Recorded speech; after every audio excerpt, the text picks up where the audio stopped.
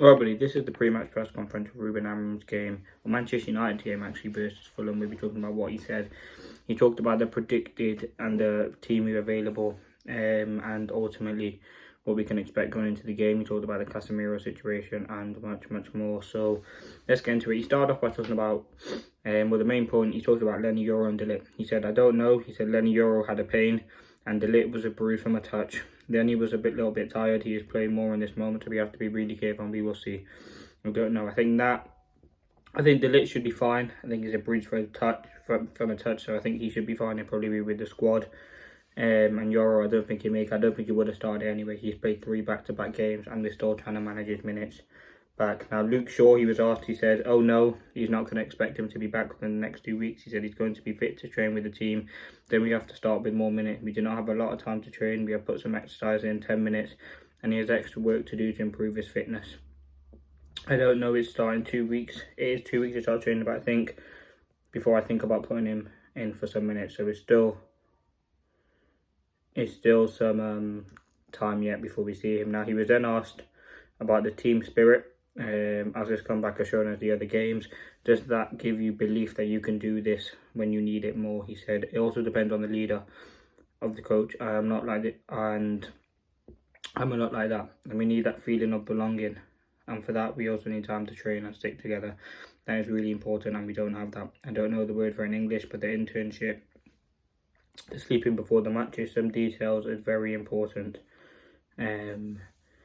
Pre-season, spending 3 weeks together, creating something, and then you want to create something where you know the players. I want them to know me in different ways and not always preparing the match with stress we do not have time to do. I think that is the secret of teams, and when you have the best players and the best feeling, it is really hard to win. And I wanted to build something like that, but we need time for that. And ultimately, that's the biggest thing. Results are going to buy him time. We know Ruben Amorim's a man, hopefully anyway, to take us forward. We believe in him in the moments. He's a very good manager. Talked with a lot of sense, and I think you just simply have to give him time to train on the pitch. He was then asked about Casemiro. He said Casemiro has been an unused sub in 10 of the last 13 games. Why has he lost the opportunities on the pitch? He said he has to have the characteristic, and then I choose to play with the characteristic on how I see the game. It's just like that, and I have to make some choices. I want to play a game that is sometimes different for the other coaches, and I have to choose based on that. That's all. This on the Casemiro situation, I think it's clear. Manchester United want to sell him. I'm sure Amorim wants to sell him. He obviously doesn't trust him in that midfield. He's played some games. I remember Ipswich got absolutely outrun. He's just not fit for the system anymore, and it's sad. But I think Casemiro would and should be sold. Hopefully in January, but definitely in the... If not in January, then definitely in the summer window. He's had 1 or 2 good seasons. He can't play enough. He can't play anymore. His legs are just gone, and he's just simply not good enough anymore. In that midfield, so you need a lot of legs, a lot of energy, and you can see Toby Collier, Amorim values him more than Casemiro at the moment, so that's what I would be going with there. Then he was then asked about the performance of Bruno for this team, because there's a lot of players coming in. He's your captain, he's your leader. He said he's a top player, and people talk about his frustration, and they always talk about a lot of arms in the air. Sometimes it's a good thing, but you have to see the other side. When we were under pressure, he's always that guy that wants the ball, and he's always available, so that is important, especially in the Premier League. Then he can run. And he runs a lot, he can fight a lot, he has 2 sides. I have to help him manage both situations. We're lucky to have a player like Bruno. Sometimes he makes mistakes like me last week, but he's really important. He has passion. That is so important to be a footballer. And he's ultimately correct. I think Bruno's a very, very good player, but sometimes he does let his emotions get the better of him. And sometimes that's a good thing, sometimes that's a bad thing. But ultimately, I think he is a very key player for Manchester United. Yes, he does make mistakes, and I've criticised him before. Many United fans actually want him sold, but I think for me, he's a leader, comes in clutch moments when you need him. And I think, particularly in this system, we're still trying to find the best position. I don't think he's the best of the 6, and we can definitely improve on that. He was then asked about Rashford. He said, just on Marcus and easing back, is it fair to say he will be staying at the football club this month? And he said, I don't know, I really don't know. Listen, we've got, I think the January transfer window ends on the 10th. No, sorry, in 10 days, which is about 3rd, 4th of February. Listen, Rashford, will he still be at Manchester United? No one knows. His agent is still trying to look for clubs, whether that's Juventus, Milan, Dortmund, Barca, as reportedly interesting, but needs to sort out the wage situation.